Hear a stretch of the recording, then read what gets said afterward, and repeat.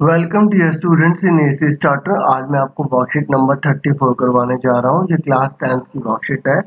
जैसा कि आप जानते हैं कि अभी कुछ दिनों से जो वर्कशीट्स है वो ट्रिग्नोमेट्री से रिलेटेड ही चल रही हैं। आज की जो वर्कशीट है वो रेशियो 30 डिग्री, 40 डिग्री और 60 डिग्री से रिलेटेड है। जैसे कि आप जानते हैं कि हमने पिछली वीडियो में हमने किस प्रकार से 30 डिग्री, 40 डिग्री, 60 डिग्री आदि की जो एंगल्स हैं उनको फाइंड आउट करना सीखा था।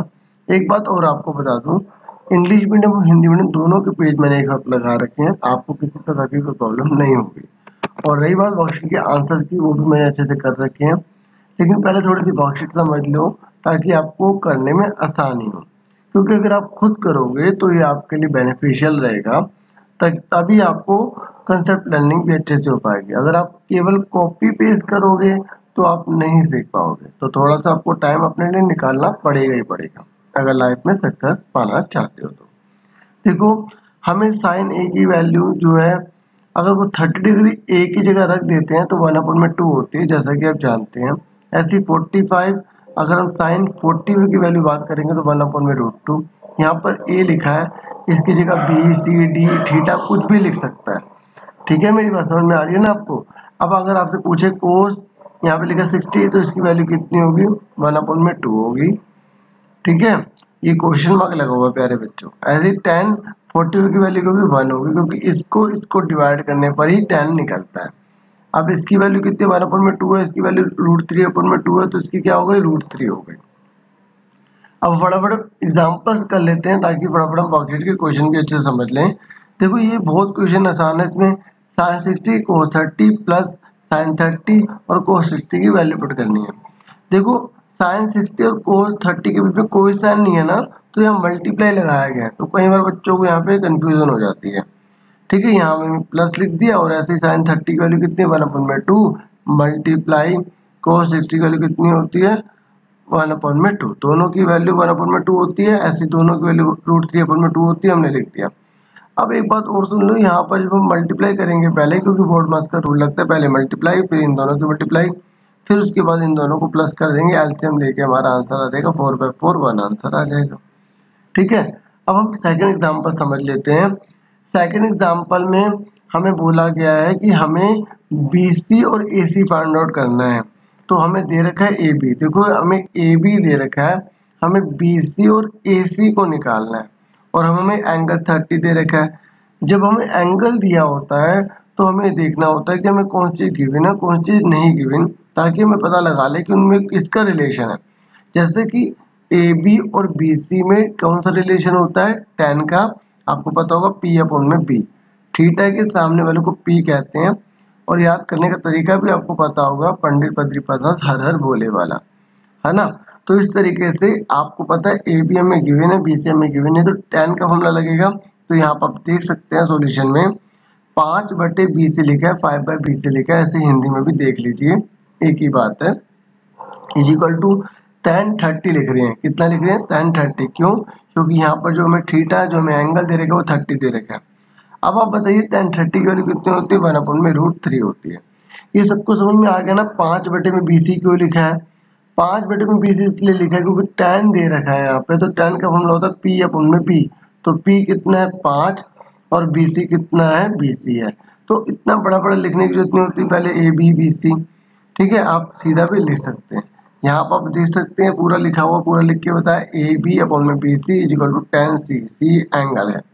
फिर हमने ए बी की वैल्यू रख दी, फिर बी सी, और फिर tan C की वैल्यू कितनी है? 30 डिग्री। ठीक है, मैंने दोबारा से बता दिया।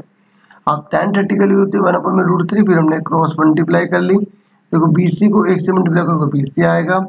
ऐसे 5 को मल्टीप्लाई √3 से करोगे तो 5√3 आएगा। इस तरीके से हमारा बी सी जो है वो 5√3 आ गया। अब हमें ए सी निकालना है। अब आप मुझे बताइए ए सी और ए बी में किसका रिलेशन होगा? तो इसे P कहते हैं, इसे H कहते हैं, तो साइन थीटा का रिलेशन होगा। ठीक है, तो हमने लिखा साइन सी, क्योंकि थीटा जो है सी चल रहा है, यानी कि 30 चल रहा है, तो sine C is equal to A B upon में ए सी।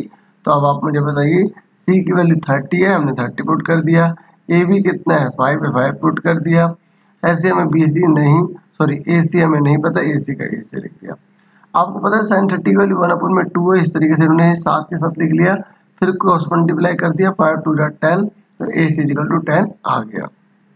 तो उम्मीद करूंगा आपको सेकंड एग्जांपल भी अच्छे से क्लियर हो गया होगा। अब हम फटाफट थर्ड एग्जांपल भी कर लेते हैं।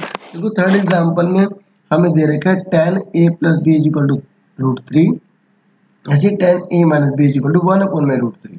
तो अब आप मुझे बताइए 10 की वैल्यू √3 में कितनी होती है। तो अब यहाँ पर हमने जो है आपको बताया था कि यहाँ पे कितना आएगा, 6√3 आएगा। तो इसका मतलब क्या हुआ, 10 60 की वैल्यू √3 होती है। तो इस तरीके से देखो 10 ब्रैकेट में a plus B equal to √3, तो ये √3 किसके बराबर होता है, तो 10 60 के। तो a प्लस बी कितना आ गया, 60, क्योंकि 10 से 10 कट गया, a plus B equal to कितना आ गया, 60 आ गया। ठीक है, ऐसे ही क्वेश्चन हमें वर्कशीट में भी पूछ रखा है, तो अगर आप ये समझ गए तो कर लोगे। वहां पर क्या है, यहाँ पर 10 और 10 है ना, दोनों बार, वहाँ एक बार साइन और एक बार कोस दे दिया गया। बस आपको ये याद रखना है कि जो बराबर में लिखा है उसकी वैल्यू इसमें क्या होगी। जैसे ये √3 है ना, तो √3 की वैल्यू 10 में क्या होती है, 60 होती है ना। ठीक है, इस तरीके से। अब ये मत समझना कि भाई कैसे यहाँ पर 10 कैसे गायब होगा, अरे बच्चों 10 का 10 कटा है। ठीक है, ऐसे ही 10 ब्रैकेट में a minus B equal to 1/√3 दे रखा है, तो 1/√3 10 30 के होते, तो 10 से 10 कट गया। तो इस तरीके से a minus B equal to a minus B equal to 30 degree आ गया। अब इसको और इसको हम सोल्व कर लेंगे। अब आपको आता होगा एलिमिनेशन मेथड, सब्स्टिट्यूशन मेथड। ठीक है, जो मेथड आपको पता है आप उसी मेथड से कर देना। हिंदी में विलोपन विधि, वज्रगुणन विधि, ठीक है, प्रतिस्थापन विधि, जिससे आता होगा आप इसको सोल्व कर लेंगे। ठीक है, जैसे मैं आपको विलोपन विधि बता देता हूँ, एलिमिनेशन बताता हूँ। हमने नीचे लाइन डाली, तो देखो आप जहाँ से देखो बी से बी कट गया, ए कितना को 2 है, 60 और 30 को 90, और 2 जाके डिवाइड हो जाएगा तो 45। हालांकि ऐसा ही क्वेश्चन मैंने आपको बताया वर्कशीट में भी, उसमें मैंने अच्छे से कर रखा है, आप देख लोगे अच्छे से समझ जाओगे। अब हम आगे बढ़ जाते हैं। देखो चौथा क्वेश्चन में बोला है 30 डिग्री, 45 डिग्री और कोसेक 60 डिग्री, ऐसे sec 30 degree plus cos 60 degree plus cot 45 degree, इन सबकी आपको वैल्यू पुट करके उसको सॉल्व कर देना है। जैसे कि आप देख सकते हैं, हमने वैल्यू पुट कर दी। उसके बाद देखो आधा और एक कितना होता है, आधा और एक कितना होता है, 1.5 होता है, तो 3/2 लिख दिया। ऐसे यहाँ पे आधा और एक कितना होता है, 3/2 यानी कि 1.5 लिख दिया। फिर ऊपर वाले का एलसीएम दिया, नीचे वाले का एलसीएम दिया, तो देखो दूसरा और चौथा जो होता है वो कट जाता है, 1 2 3 4, तो दूसरा चौथा काट दिया, तो ये पहला और तीसरा बचा, तो पहला तीसरा लिखा। फिर इन्होंने डायरेक्ट कर दिया, इसका रेशनलाइज कर दिया। ठीक है, बाकी एग्जाम्पल भी हमने कर रखा है, वर्कशीट का जो क्वेश्चन है उसमें अच्छे से समझ में आ जाएगा। ये दोनों सेम है, तो यहाँ पर फॉर्मूला लग जाएगा a माइनस बी को होल स्क्वायर का, a square plus B square minus 2ab। ऐसे यहाँ पर a plus B, a minus B, जब रेशनलाइज करते हैं तो नीचे हमेशा कौन सा फॉर्मूला बनता है, a plus B, a minus B वाला। तो इस तरीके से 27 माइनस 16 11 आ गया। ठीक है, ऐसे ही इसको हमने सोल्व करा, हमारा आंसर आ गया। ठीक है, पांचवा जो क्वेश्चन है हमें एग्जाम्पल में जो दे रखा है, इसने बोला 2 tan 30 डिग्री, ये स्लैश है मतलब अपोन में 1 माइनस tan स्क्वायर 30 डिग्री। तो बस आपको वैल्यू पुट करनी है, 2 की जगह 2 लिखा, tan 30 की वैल्यू होती है 1/√3 अपोन 1 का 1 माइनस का माइनस रूट, tan स्क्वायर 30 की वैल्यू क्या होगी, जब tan 30 की वैल्यू 1/√3 होती है तो स्क्वायर लग गया, तो क्या बन गया, 1/3 बन गया। तो इस तरीके से देखो यहाँ मल्टीप्लाई है, तो एलसीएम मत लेने लग जाना। क्या बच्चे करते हैं, मल्टीप्लाई में एलसीएम लेने लग जाते हैं, नीचे वाले में एलसीएम लेंगे। ठीक है, तो जब आप लोगे तो ये आपकी कंडीशन आ जाएगी। फिर आपका √3 और √3 किसके बराबर होता है, इन चारों में से 1 2 3 4 किसके बराबर होता है, tan 60 के, तो आंसर आ जाएगा। अगर आपको ये ले क्वेश्चन क्लियर नहीं भी हुआ ना, तो जब आपको मैं क्वेश्चन करवाऊंगा ये ले, आपको और अच्छे से क्लियर हो जाएगा, क्योंकि मैंने बिल्कुल अच्छे तरीके से, बड़े तरीके से लिख रखा है ताकि आपको अच्छे से क्लियर हो जाए। तो हमसे सिर्फ 4 ही क्वेश्चन पूछे गए हैं, तो हम फटाफट कर लेते हैं। देखो पहले क्वेश्चन में बोला है अगर साइन a माइनस बी 1/2 है, ऐसे कोस a प्लस बी 1/2 है, तो a प्लस बी की वैल्यू निकालिए। तो सिंपल सी बात है, sine a minus B equal to 1/2 है, तो साइन की वैल्यू 1/2 क्या होती है, 30 डिग्री होती है, तो a माइनस बी 30 डिग्री आ गया। ऐसे cos a plus B equal to 1/2, तो कोस की वैल्यू 1/2 क्या होती है, 60 डिग्री होती है, तो इसे कोस से कोस कट गया, a plus B equal to 60 degree आ गया। ठीक है, यहाँ पर आपको समझ में आ गया अच्छे से। तो इस तरीके से मैंने आपको ये ली चीज थोड़ी सी क्लियर कर दी है, मैं आगे बता दूँ। तो उसके बाद हम क्या करेंगे, जो फर्स्ट है और ये जो सेकंड है, इन दोनों को हम क्या करेंगे, सोल्व कर लेंगे। मैंने यहाँ पे एलिमिनेशन लगा दिया। देखो हम बिना भी साइन नीचे का चेंज के काट सकते थे, तब क्या कटता, बी और बी कटता। ठीक है, लेकिन मैंने नीचे का साइन चेंज कर दिया, प्लस का ये माइनस का, प्लस का माइनस का, प्लस का 60 माइनस का। तो आप ध्यान से देखो, ए से ए कट गया, माइनस का बी माइनस का बी माइनस का 2 भी आ गया। ठीक है। और यहाँ पे प्लस का 30 था, माइनस का 60 था, तो माइनस का 30 डिग्री बचा, तो माइनस से माइनस कैंसिल हो गया, 2 अपॉन में जाके इसको काट देगा तो 15 बचेगा। इस 15 को हमने फर्स्ट में पुट कर दिया, आप देख सकते हैं, तो यहाँ 15 आ गया, 15 जाके क्या जगह प्लस का, तो 45 आ गया। उसके बाद आप दोनों को ऐड कर लो, क्योंकि इसने ऐड करके पूछा, अगर आपने ये नहीं निकाला तो आपका नंबर कट जाएंगे। डिग्री लगाना बिल्कुल मत भूलना। ए और बी कितना दे रखा है, इसको हम टोटल कर लेंगे। ठीक है, अगर आप अभी तक आपने मेरे चैनल को सब्सक्राइब नहीं किया तो सब्सक्राइब तो बनता ही है। ठीक है, ताकि आपके पास सारी वीडियो आती चली जाए। आगे हम सेकंड क्वेश्चन करते हैं। देखो सेकंड क्वेश्चन जो है उसमें cos 45 degree, sine 30 degree plus cosec 30 degree दे रखा है। ठीक है, और हिंदी और इंग्लिश दोनों में एक ही न्यूमेरिकल है, कोई इसमें ज़्यादा प्रॉब्लम आपको नहीं आने वाली है। ठीक है, तो अब कोस 45 की वैल्यू कितनी, तो 1/√2 होती है, साइन 30 की वैल्यू 2/√3 होती है, कोस 30 की वैल्यू 2/1 होती है। देखो अगर आप टेबल बना बना के वैल्यूज को लिखोगे तो आपका टाइम किल होगा, तो आपको वैल्यू सारी याद कर लेनी है, माइंड में पूरी तरह फिल होनी चाहिए।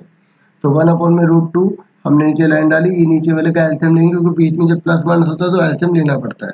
तो 1 की मल्टीप्लाई 2 में कर लो, √3 की मल्टीप्लाई 2 में कर लो, सबसे आसान तरीका होता है इस तरीके से। √3 की 1 में करिए, ये आ गया। अब आपको पता है 1 2 3 4, तो 1 और 2 ऐसे उतर जाता है, ये जो 3 4 होता है इसको रिवर्स कर देते हैं, √3 ये चीज नीचे चली गई। अब दोनों में 2 कॉमन है, ध्यान से देखो, दोनों में 2 कॉमन है, यहाँ बाहर आ गया।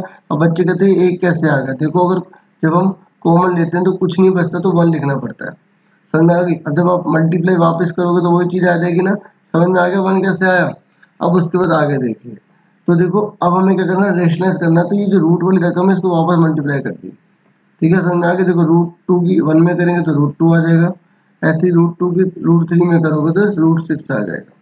समझ में आ गई। इस बात को हमेशा याद रखना प्यारे बच्चों, कि अगर क्योंकि हमें रेशनलाइज करना है तो कोई भी रेशनलाइज 2 पार्ट में हम नहीं छोड़ सकते, हमें उसे एक पार्ट बनाना पड़ेगा। समझ में आ गई, ये आ गया। फिर हमने बड़ी रकम पहले कर ली, छोटी बाद में कर ली। हम इसका भी रेशनलाइज कर सकते हैं, लेकिन फिर माइनस में आ जाता है, फिर माइनस कॉमन लेके काटना पड़ता है, तो बच्चों को दिक्कत आ जाती है। इसलिए हम क्या करेंगे, √6 को पहले लिख लिया, √2 को बाद में लिख लिया। फिर हम इसका रेशनलाइज कर देंगे, आपको पता है रेशनलाइज कैसे करते हैं, प्लस वाला माइनस, माइनस वाला नीचे माइनस आ जाएगा। फिर √3 की मल्टीप्लाई दोनों में कर देंगे, हमारा 18 और 6 आ जाएगा, क्योंकि रूट की रूट में मल्टीप्लाई हो सकती है।